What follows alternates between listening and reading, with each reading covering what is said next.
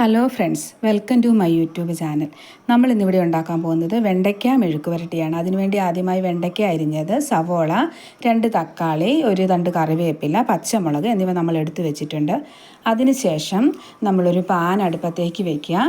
അതിലേക്ക് 1 table spoon, ഈ വെണ്ടയ്ക്ക ഒന്ന് വഴലാൻ വേണ്ട എണ്ണ നമ്മൾ ഒഴിച്ചു കൊടുക്കണം.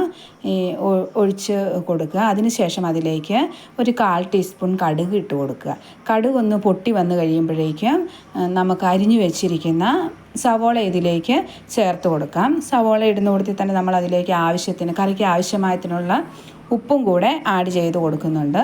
ഇതൊന്ന് ഇളക്കി യോജിപ്പിച്ചതിന് ശേഷം നമ്മളിതിലേക്ക് മഞ്ഞൾ പൊടിയാണ് ഇട്ട് കൊടുക്കുന്നത്. ഒരു 1/4 ടീസ്പൂൺ മഞ്ഞൾ പൊടി മതി. അതിനുശേഷം ചതച്ച വറ്റൽമുളക്, അത് നമ്മുടെ കറിക്ക് നല്ല ടേസ്റ്റ് കിട്ടാൻ ഈ വറ്റൽമുളക് ചതച്ചിടുന്നത് നല്ലതാണ്. അതിനുശേഷം അതിലേക്ക് നമ്മൾ കുറച്ച് എണ്ണയും കൂടി ആഡ് ചെയ്തിട്ടുണ്ട്. ഇത് എണ്ണ കുറവായതുകൊണ്ടാണ്. നിങ്ങൾ ആദ്യം ഒഴിക്കുമ്പം തന്നെ 1 ടേബിൾ സ്പൂൺ എണ്ണയൊക്കെ ഒഴിച്ചിട്ടുണ്ടെങ്കിൽ ഇതിനുള്ളത് കിട്ടും. വറ്റൽമുളക് ഇട്ട് ഇളക്കിയതിന് ശേഷം പച്ചമുളക് അരിഞ്ഞത്, നീളത്തിലരിഞ്ഞ് 2 പച്ചമുളക്, 2 തക്കാളി, കുറച്ച് 1 തണ്ട് കറിവേപ്പില, ഇത്രയും ഇട്ടൊന്ന് ഇളക്കി യോജിപ്പിക്കുക. ഇതൊന്ന് ഇളക്കി യോജിപ്പിച്ചതിന് ശേഷം നമ്മൾ അതിലേക്ക് അരിഞ്ഞ് വെച്ചിരിക്കുന്ന വെണ്ടയ്ക്ക ഇട്ട് കൊടുക്കുകയാണ്.